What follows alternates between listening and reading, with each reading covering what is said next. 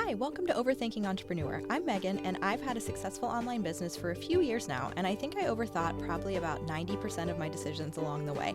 Honestly, I just overthought whether I should say 90% or pretty much every decision in this intro. So if you find that relatable, you are definitely in the right place. In this podcast, I will help you get out of overthinking and into action so that your online business can finally start growing. So in the last episode, I told you my story and how I was able to launch this podcast. This week, I want to really talk to you about how to make sure that your overthinking doesn't hold you back. Like I was telling you, I have decided to just make peace with my overthinking, and I hope that you do the same. It is very hard to change who we are in our nature, and what it will do is make you completely destroy your confidence in yourself. It will make you compare yourself to other people. It will make you feel like you're not good enough. It will make you just constantly fighting against yourself instead of working with yourself. And it's very difficult to see a lot of forward momentum and progress and growth in your business when you're doing this. When you're constantly thinking, I'm not good enough and I have to change this thing about myself and I have to completely be someone other than I'm not, it's very hard. And so what I've decided to do, and what I hope that you decide to do, is to just accept your overthinking as part of who you are and to view it as a good thing. For me, I overthink because I care. I overthink because I want to make the right decisions. And the reason that I want to make the right decisions is because my business matters to me. You all matter to me. The people that I get to help matter to me. And because of that, I want to do a good job. And because of that, I overthink all the little decisions to try and make sure that I'm making the best decision that I can. I actually learned a few years ago about this concept of maximizers versus satisficers, and it blew my mind. I'll probably do a whole episode about this at some point, but in a nutshell, maximizers are people like me and probably you who want to make the best possible decision. So let's say that I need a new refrigerator. I'm going to be in the store looking at all the models. I'm going to be online reading all the reviews. I'm going to be looking at all the different features. I'm going to be thinking, okay, I know I want the freezer on the bottom, but do I want this tray or do I want that? How important is it for me to have the water dispenser? Do I need this? Do I not? I don't know. I've never had one before, but it'd probably be really nice. I'm not sure. And I would drive myself crazy trying to find the single best choice of refrigerator. Someone who is a satisficer would probably walk into the store, look at a few models, maybe talk to a salesperson and say, yeah, this one looks great, I'll take it. That is so mind-blowing to me. Can you imagine just making a big decision that easily? I cannot. It just blows my mind. But there are people who do that. And do you want to know who the research shows is happier with their decisions in the long term? The satisficers, not the maximizers. Because us maximizers are still, even after we've made the purchase, wondering, did I make the right one? Maybe I should have gotten that one instead. I don't know. Or maybe there's a better magical choice out there that I never even considered, that I never even knew about. And we'll always have those feelings of what if, because it's never going to be perfect no matter what. And that's one of the things that I've really had to wrap my head around with my overthinking is I will allow myself to overthink to a point, but I do have to eventually say, I don't think I'm ever going to be happier with it than I am right now. I'm never going to think that something that I did was perfect. I can wholeheartedly say that I think the things that I do and what I put out, the work that I offer to the world is really good. I work very hard, and if I don't think something's really good, I won't release it. But do I think any of it is perfect? No. And I bet you don't either. Because we're on this endless pursuit of perfection, but we're never going to think anything is perfect. And so we're kind of at odds with ourselves sometimes. So what I've had to do is just remind myself, okay, I'm overthinking this because I care, but because I care, it's already really good. And I sort of have to just ask myself, like, if I keep going, is it actually going to be better, or am I just going to make myself crazier? Sometimes I feel like, when you go to the eye doctor and they're like, is this better or just smaller? Better or just smaller? And sometimes I have to ask myself, is this going to get better or am I just going to feel crazier? So anyway, let's dive into some of my best tips for what you can do to make sure that your overthinking doesn't hold you back. Because in my opinion, you're probably never going to get rid of it completely. And trying to get rid of it is often a losing battle, but you can minimize how often it shows up. And even more, you can minimize the effects that it has on your business. It does not have to hold you back. So, my first tip is to make sure that you get the right education and support that you need for your business. Most of us have never had a business before. And then we start a business, and I think there's something about the online nature of our businesses that make us feel like we should know what we're doing. We think, well, Aunt Sally has Facebook. If Aunt Sally can use Facebook, I should know how to grow my business on here. But that's very different. Aunt Sally shares, cat videos and offensive memes. And so, yeah, you could probably handle doing that if you wanted to, but Aunt Sally doesn't know how to grow a business, and neither do you, and that's okay. So I think that a lot of times we put this pressure on ourselves that we should know. We should know how to do this, and we should just inherently somehow know what we're doing. But that's not the case. So if you find that you are overthinking what to do next, what actions you should take when it comes to your business, especially if you're thinking, okay, I know what I want to do, I know what I want to accomplish, but I don't know how to get there, that's when you need to get some education and some support. And I am a huge proponent of investing into yourself and into your business if it's in your budget. I know that sometimes it just isn't. And so luckily there is so much free information out there. But if you are able to find someone who has done what you want to do, or a resource or something where you can pay a little bit of money, it will save you so much overthinking, so much stress, help you make more of the right choices and do them faster. It is so worth it most of the time. Now, I will say, within reason, there are a lot of people out there who charge very high prices, and that might not necessarily be what you need, especially if that's not within your budget. You can probably find an option. You can probably find someone who's just starting out, or a different type of support that is going to fit you and your budget. So I don't want you to think that just because you can't afford the $10,000 coach that you're screwed. I have never and don't ever plan to spend $10,000 on a coach. So I'm not saying that you need to invest large amounts of money, but oftentimes investing a little bit of money is going to help you cut through all that confusion a lot faster. But there is so much great free stuff out there. There's a ton of amazing books.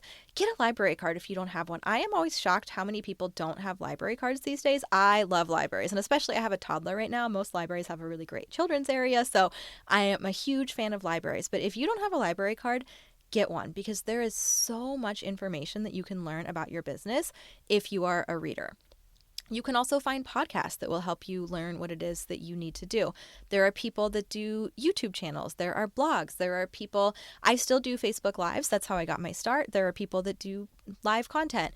There is TikTok, where you can learn so much these days. There is so much information out there.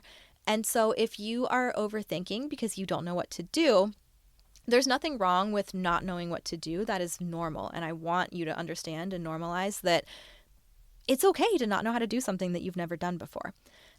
What's not okay is to just shrug your shoulders and say, I don't know what to do, so I'm going to do nothing. When you are an entrepreneur, no one else is coming to do it for you, and no one else is coming to tell you what to do. I wish they were, but they're just not. You have to figure it out. And so it is completely understandable and normal that you don't know what to do, but you have to figure it out. You can't just stay stuck. You can't just say, well, I don't know what to do, so I guess that's that.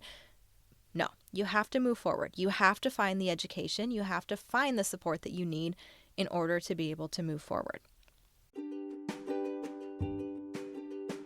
Ever wish that you could just hit the reset button on your business? Maybe you've gotten a little bit off track, or you just know that it's time for that fresh start. We just wrapped up a business reset inside of my membership, and it went so well that I have decided to turn it into a full-blown program. So it's going to come with video trainings, a workbook, some other PDF resources from my shop. It's going to take me a little bit of time to get that ready, but that is beneficial for you because this week only, you can grab it on a pre-sale price inside my shop. You will automatically get the workbook and the other PDF resources, and then as soon as I have the trainings ready, they will be loaded into your portal. You'll get instant access to them. So if you know that this is something that you need, we cover goal setting and planning, mindset around your business, creating those action steps of what you're going to do to move your business forward, and then how to create a plan and a schedule so that you actually implement what it is that you've worked on. It's a complete reset to kind of give you that fresh start that you need for your business. So you have this week only to grab it at that pre-sale price. Next thing that kind of goes hand in hand with that, and I just want to make sure that I mention, you will confuse yourself by trying to listen to a bunch of different people about the same topic. So this is one of the reasons why I think that it can be really beneficial for overthinkers to invest in some help. Because if you go looking for free help, you're probably going to find 15 different people who do it. And some of them you'll be able to easily eliminate because you just won't click with their personality or their style for whatever reason.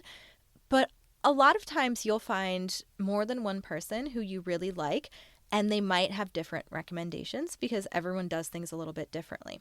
And that's not a bad thing. That's a good thing. I love that different people do things in different ways so that you can learn the different options. But if you know that you have a tendency to overthink, and then you go and listen to advice from 5 different people and they say 5 different things, this did not help you. If anything, this made you more confused. And I did this to myself. I had 2 different people who teach podcasting that I ended up learning from on my own journey to create this podcast. And overall, that worked really well for me because they had some similarities, but they did things differently enough that I kind of bounced like, okay, from this person, I really like how they structure their episodes. From this person, I really like their launch strategy. I was able to kind of pick and choose, but I'm able to do that because I am years into my business. If you were just getting started, I would not put yourself in that position. And even me, years into my business, I still got a little bit stuck because they each recommended 2 different podcast hosts. And then I was like, well, which one should I do? And I found myself Googling which one's better between these 2. And then someone else mentioned a third option. And I was like, oh my gosh, now I have 3, right? And I still ended up wasting time. I did not let myself waste a ton of time, but I did end up wasting some time trying to pick my podcast host. And a big part of that was because I was listening to 2 different people. So finding that one person that you really click with and listening to their advice can really help when it comes to the overthinking, especially if you have paid for access to some of that advice. And it's not that free advice is bad. I'm a huge fan of free advice. Don't get me wrong. I've learned a lot of things for free that I've been able to apply to my own business.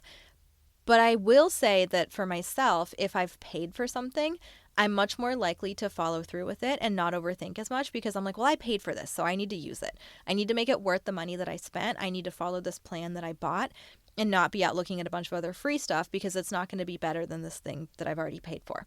So that's another reason why I'm really big on just investing in some help. But either way, stop listening to so many different people. You can make yourself crazy. This person says Facebook is dead. This person says Facebook is the best. This person says you need a group. This person says don't ever start a group, right? And then this person says, groups are fine. And your head is spinning and you're like, what the heck? What am I supposed to do here? You will end up feeling really overwhelmed if you try and listen to too many different people. So you know yourself, you know what you can handle. I'm not here to be your babysitter or tell you, what you can and can't do. Like I just told you, I, at this point, am able to kind of piece together for multiple different people and create my own strategy. But in the beginning, I was not able to do that. So just be honest with yourself about where you're at in your journey, your own tendencies, and make sure that you set yourself up for success because listening to too many people can be as much of a problem as not listening to anyone. You don't want to try and do it completely on your own, but you also don't want to try and do it 10 different ways at once because then none of them will actually work.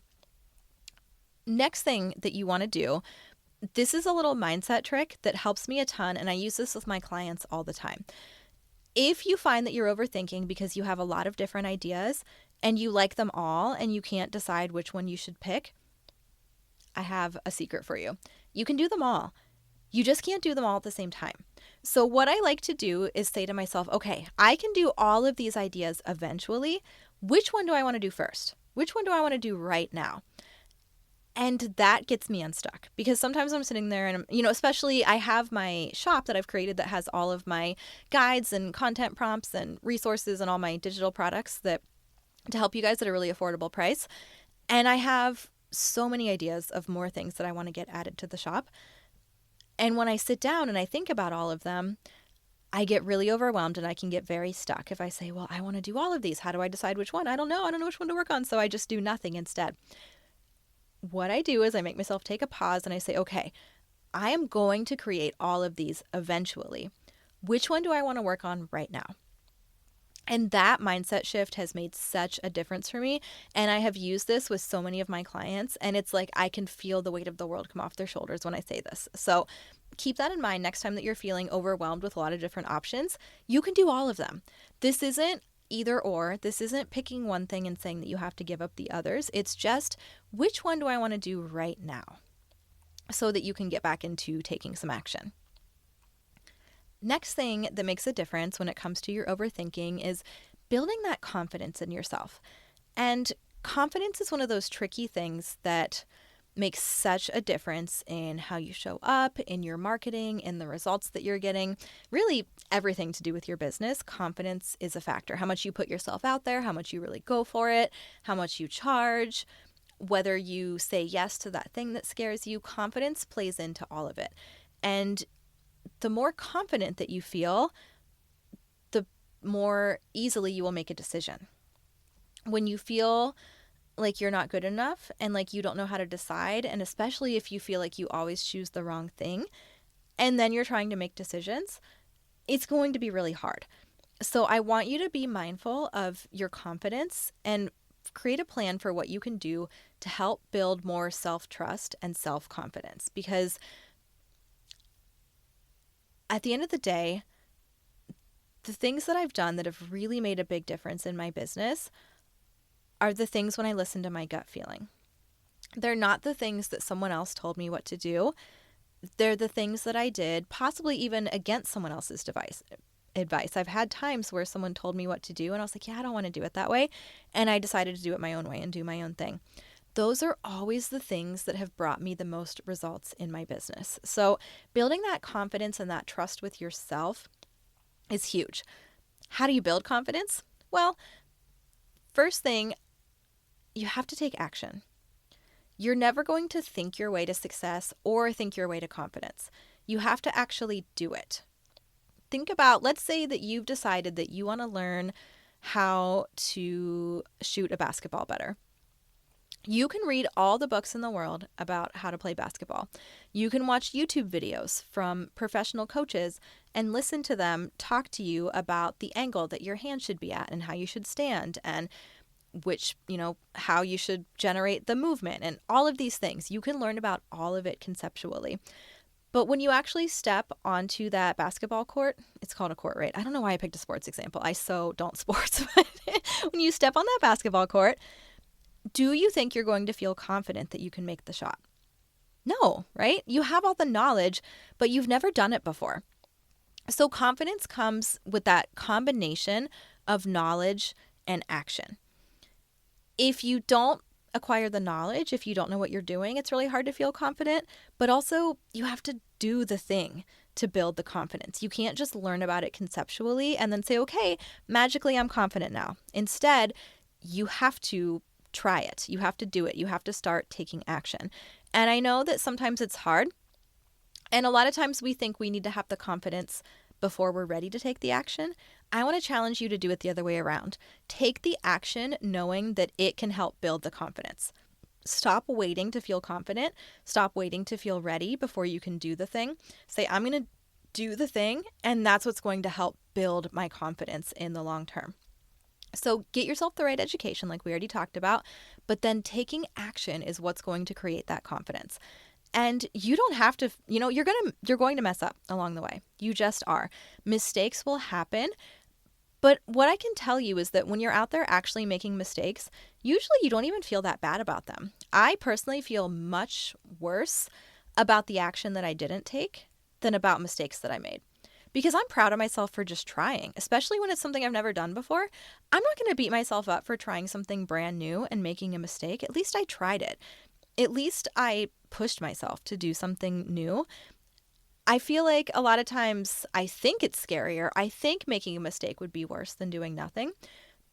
But in practice, I feel much worse when I keep myself stuck because I was so afraid of messing up than I do if I actually mess up. And the other thing about messing up in business is that there's very few mistakes that would actually break your business, right? There's very few things that can't be come back from. It's just learning. You'll do it differently next time. You'll learn a lot each time you make a mistake, and each time you move forward, you'll do it better and better and better. And so make sure that you don't wait around for confidence. You say, I'm going to just take the action, and I know that the confidence will follow when I combine what I've learned and take action, and then I see that it worked, and then I do it again and I see that it worked, and next thing you know, I feel really confident in this area. But you can't wait for the confidence to take action. You have to do it the other way around, okay? You also want to make sure that you start tuning into your gut feelings. This one might be a little bit easier said than done, but I want you to start paying more attention to what your gut is telling you. You almost always know the answers, and sometimes it can be hard. I don't know why my gut isn't more forthcoming. Sometimes my gut knows the answer, but it waits a long time to share it with the class, right? It won't just tell me. I have to jump through all these hoops and do all these crazy things before I finally can figure out what my gut is telling me. And this is something I'm trying to become more in tune with and just be more mindful about my own feelings about things. But some of the things that I do, if I feel like I don't know how I feel about a situation, I will talk it out with other people. Sometimes just being able to speak it, and sometimes I speak it out loud. I'm a huge fan of voice messages, but oftentimes writing it can work really well too. But sometimes when I'm trying to explain it to someone else, the way that I have to think about it and explain it to them helps get me a lot more clarity that I didn't have before with the way that I was thinking about it.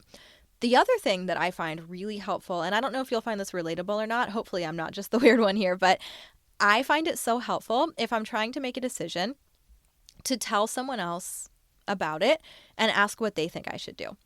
Because when they tell me, oh, I think you should do option A or option B, that is when my gut will show up and tell me how I'm feeling about it. Because either they will say the thing that I was hoping to hear, whether I realize it or not, and I'll be like, yes. And then it's like I have that feeling just kind of like in my body, in my mind, in my gut that says, yes, that is the right answer. I knew that was the right answer. I'm so glad they agree.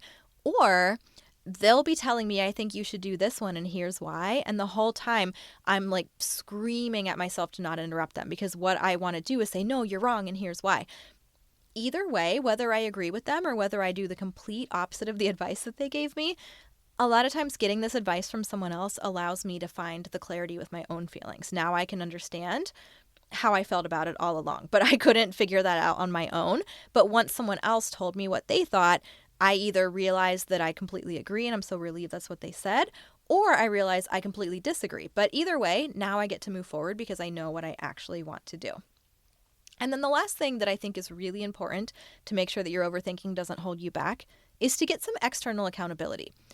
Most of us, when it comes to being accountable only to ourselves, we really struggle. Have you ever said, I'm going to start getting out of bed earlier in the morning?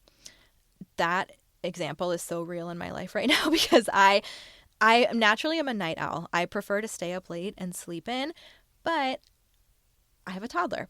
Thankfully, he stays up later and sleeps later than most kids his age, but still, I have to get up before him if I want to be able to get in my exercise, which, complete side note here, but I highly recommend starting your day with some form of exercise, not because I care at all how you look or what kind of shape you're in, but because on the days when I start with exercise in the morning, everything is easier.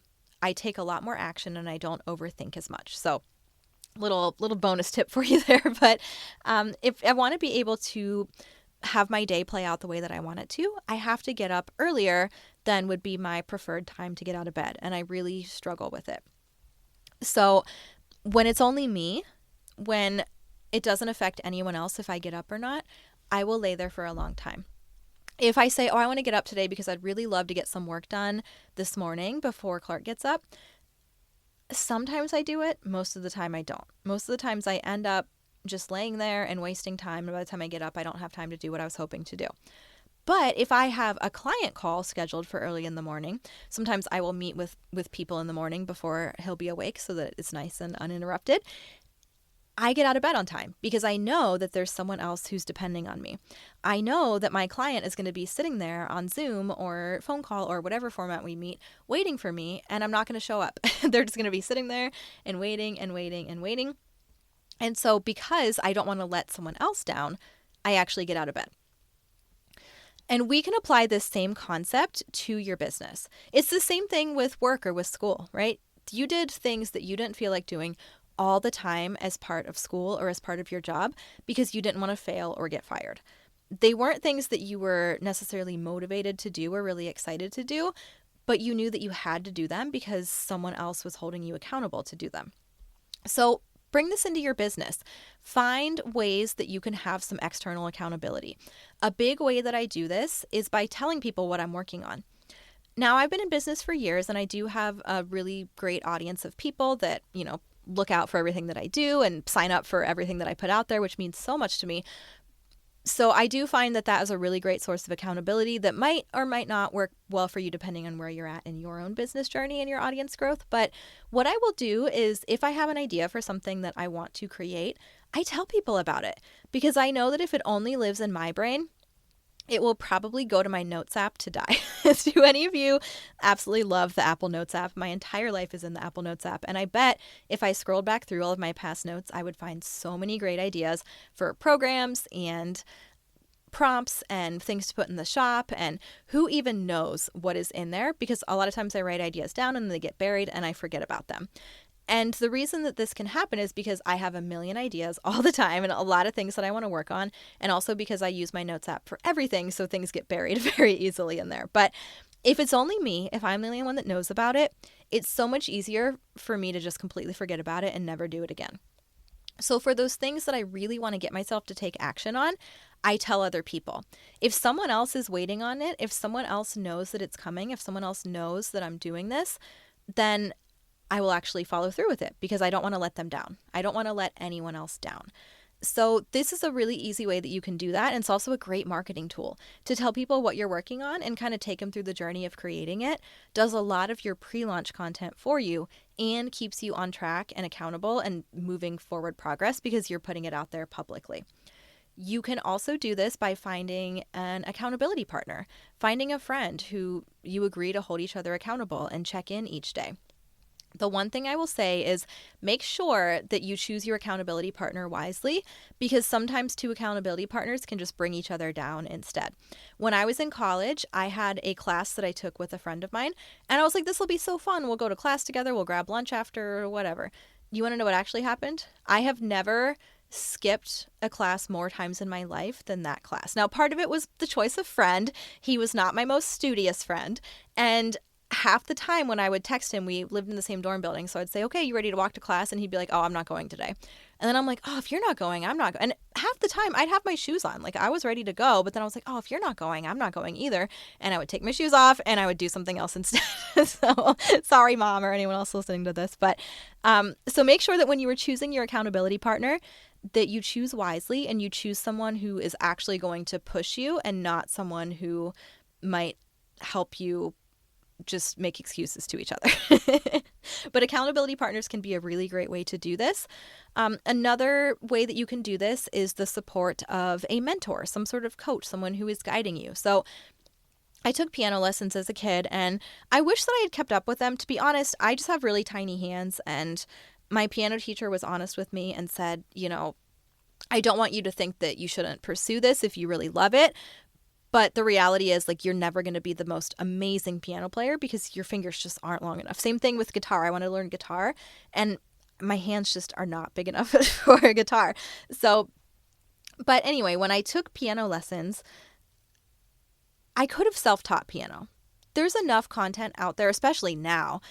You could get on, I'm sure there's a million YouTube channels and so many different things that you can use to teach yourself how to play the piano. But will you actually do it? Will you show up?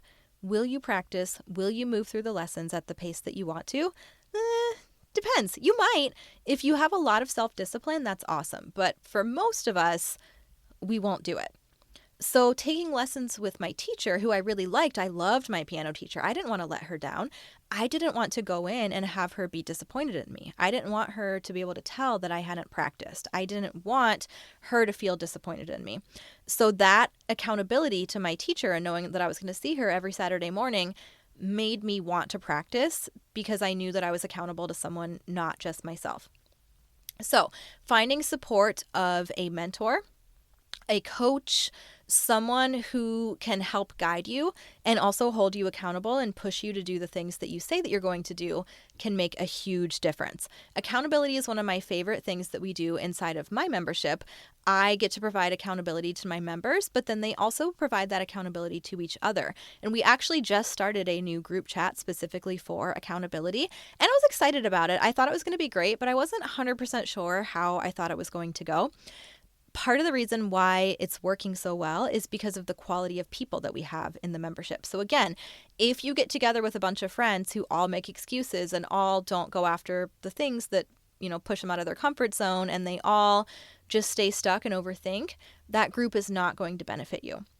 But if you can surround yourself with people who are serious about their business, people who want to push themselves and want to push others and want to support you, this can be such a great tool. So what we do in this group chat is we just share what we're working on for the day. And we will check in when we've finished our list, and it's so motivating to see what everyone else is doing. There's been times where I kind of feel like slacking off, and then I see 3 messages come through from other people saying, I just did this and this and this. And I'm like, oh man, okay, if they did it, I guess I should do mine too. And it helps me push myself. It also has been a really valuable space there's been a few times where one of us, I've even done it. It's not been just them, it's been me who's said, I really need to get this done and I'm not feeling it. Someone give me a kick in the butt right now. Or someone give me a pep talk. We go both ways. It doesn't have to be a butt kick if that's not your style or what you need in that moment. But it has been so helpful to have someone there to say, you can do this.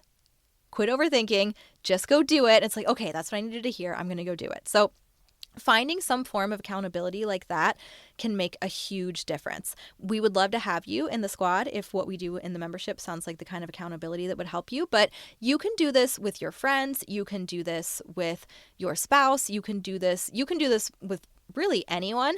Just please choose wisely with who you make your source of external accountability. But make sure you're not accountable only to yourself. It makes a huge difference when you are accountable to other people as well.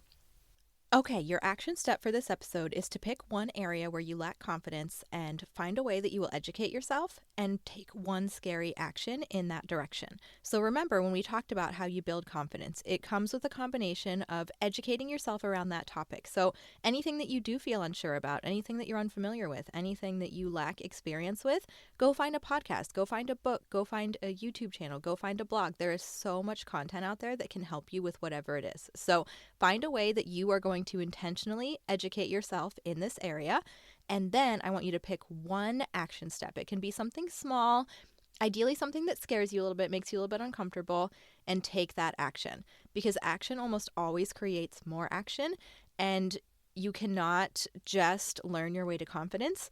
You have to actually implement what you're learning in order to create that confidence. So find a way that you're going to educate yourself and then take one scary action step. You can do this.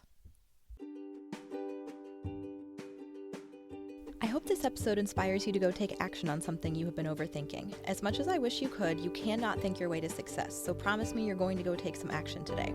Head over to overthinkingentrepreneur.com to find all the cool stuff I've made for you over the years, like my free guide to getting more social media engagement and my Facebook group, Dynamite Entrepreneurs, which has a free course on social media basics.